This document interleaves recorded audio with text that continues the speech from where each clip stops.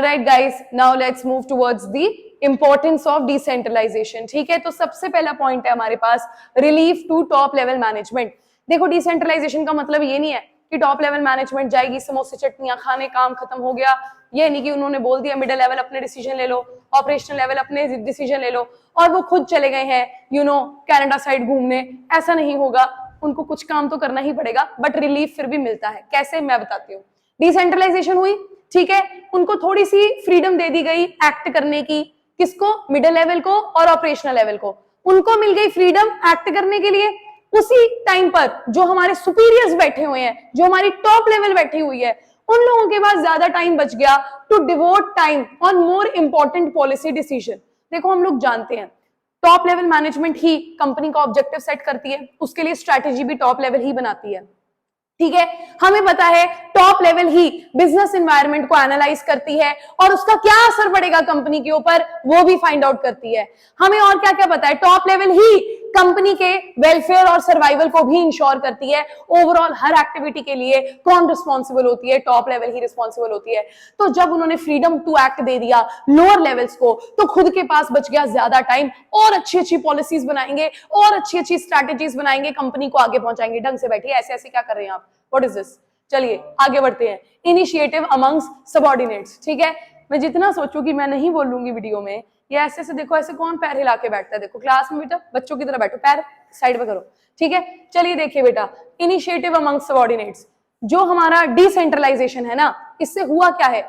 इससे हुआ ये है कि हमारे एम्प्लॉइज का सेल्फ कॉन्फिडेंस बढ़ा है, सेल्फ रिलायंस बढ़ा है। बेटे, सेल्फ रिलायंस का क्या मतलब है? ठीक है, एक तो रिलायंस कंपनी है जो मुकेश अंबानी जी ने खोली है, एक सेल्फ रिलायंस होता है अपने ऊपर निर्भर करना। ठीक है, तो जो हमारी डिसेंट्रलाइजेशन है ना, उससे हमारी जो लोअर लेवल्स है, मिडिल लेवल है, ऑपरेशनल लेवल है, उनके अंदर कॉन्फिडेंस आ जाएगा। उनके अंदर एक फीलिंग आएगी कि अपने ऊपर भरोसा कैसे किया जाता है। ठीक है, क्योंकि वो अपने डिसीजन खुद ले रहे हैं, they take their own decision. और उससे होगा क्या? They will learn to depend on their own judgement. वो अपनी जजमेंट पे खुद खड़े उतरना सीखेंगे। ये चीज आप लोगों को समझ में आ गई है? ठीक है, तो अब यहां पर आ जाते हैं फटाफट से थर्ड पॉइंट की तरफ, टैलेंट फॉर द फ्यूचर। देखो, डिसेंट्रलाइजेशन का एक और फायदा है, इससे हम लोग अपनी कंपनी के अंदर फ्यूचर में टैलेंटेड इंडिविजुअल्स को ट्रेनिंग कर रहे हैं। Decentralisation is equal to indirect training. देखिए कैसे, हमने यहां पर सबऑर्डिनेट्स को एक चांस दिया है कि अपने आप को प्रूव करके दिखाओ। डिसेंट्रलाइजेशन यानी कि एक चांस, एक मौका अपने मिडिल लेवल के मैनेजर्स को दिया है, ऑपरेशनल लेवल के मैनेजर्स को दिया है कि अपने आप को प्रूव करके दिखाओ। कैसे?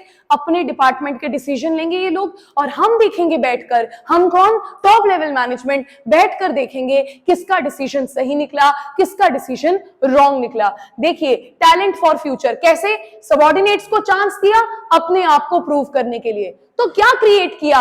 क्रिएट किया एक रेजर्वॉयर, एक खजाना क्रिएट कर लिया है of manpower to fill challenging positions. यानी कि मान लीजिए मिडिल लेवल के किसी मैनेजर ने इतनी बढ़िया परफॉर्मेंस दी और उन्हीं दिनों के दौरान टॉप लेवल के एक सीईओ या कोई भी रिटायरमेंट ले लेते हैं, रिटायर हो जाते हैं, तो हम उस मिडिल लेवल के मैनेजर को कंसीडर कर सकते हैं एक प्रमोशन के लिए। अब आप लोगों को समझ में आ गई ये बात?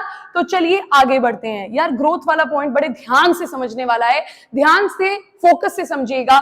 मैं यहां पर बोल रही हूं, मैंने हर डिपार्टमेंट और हर लेवल को बोल दिया अपना अपना डिसीजन खुद लो। सबके बीच में एक हेल्दी कंपटीशन आ जाएगा, हर कोई अपने डिपार्टमेंट को नंबर 1 लगाने के पीछे पड़ जाएगा। हर एक के अंदर यही भावना होगी, मेरा डिपार्टमेंट सबसे आगे चलना चाहिए। तो कंपटीशन आ गया, कंपटीशन आया तो कंपनी में हायर प्रॉफिट आ गया, क्योंकि सबने अपना बेस्ट दिया है। अब इसी प्रॉफिट का इस्तेमाल कर लीजिए ग्रोथ और डेवलपमेंट के लिए। ये चीज समझ में आई?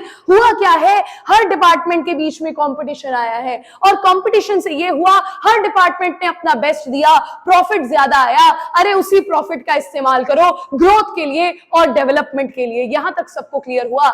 जैसे मान लीजिए कि एक ट्यूशन सेंटर है, मैथ्स के टीचर, साइंस के टीचर, ठीक है, इंग्लिश के टीचर, एसएसटी के टीचर, हर टीचर एक दूसरे के साथ कंपटीशन में लग जाए कि मैं सबसे अच्छा पढ़ाऊंगा, मैं सबसे अच्छा पढ़ाऊंगा। तो हो क्या रहा है, at the end of the day ज्यादा बच्चे उस कोचिंग एकेडमी को ज्वाइन करेंगे, ज्यादा प्रॉफिट कमाया जाएगा और उसी प्रॉफिट का इस्तेमाल करके ग्रोथ और डेवलपमेंट में लगा सकते हैं।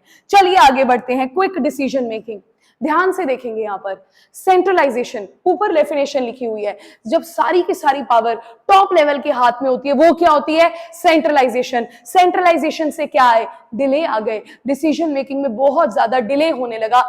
और उसके बाद हमने क्या इंट्रोड्यूस कर दिया, डिसेंट्रलाइजेशन, कि जिसका डिपार्टमेंट है वही डिसीजन ले ले, तो उससे क्या होगा, डिसीजन मेकिंग फास्ट हो जाएगी। एक एग्जांपल देती हूँ, एक घर है जहां पर, ठीक है, मैं एक एग्जांपल दे रही हूँ, ठीक है, जेंडर इनइक्वालिटी को अभी साइड पे रख देते हैं।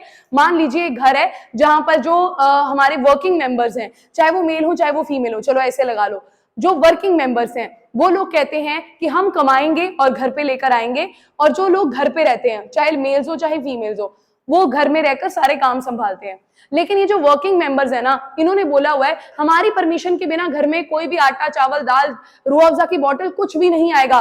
तो एक चीज सोचिए आप कि घर में चीज खत्म हो चुकी है और वर्किंग मेंबर्स शाम को आने वाले हैं 8 बजे, तो क्या तब तक घर में कोई चीज आ सकती है? नहीं आ सकती, क्योंकि उन्होंने क्या बोला हुआ है कि जब तक वर्किंग मेंबर्स कहते हैं हम घर नहीं आएंगे, तब तक जो आप होम मेकर्स हैं तब तक आप लोग कुछ भी बाय नहीं कर सकते हैं। तो इससे क्या आएगा, इससे क्या आएगा, डिले आएगा। लेकिन यही अगर उनके पास पावर होती कि कोई भी चीज खत्म हो जाए तो साथ के साथ हम मार्केट से ले आए, तो घर की मैनेजमेंट कितनी अच्छी हो जाती है ना।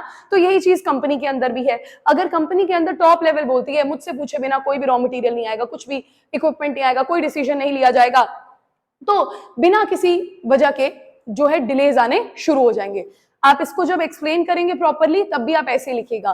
पहले सेंट्रलाइजेशन की डेफिनेशन लिख लो, वो क्या है, concentration of decision making authority with the top level management. उसकी वजह से क्या आ गए, डिलेज। फिर आप किसकी डेफिनेशन लिख देना, डिसेंट्रलाइजेशन की, ठीक है, delegation of authority through all the levels of management and in all departments except that which can be exercised at central points।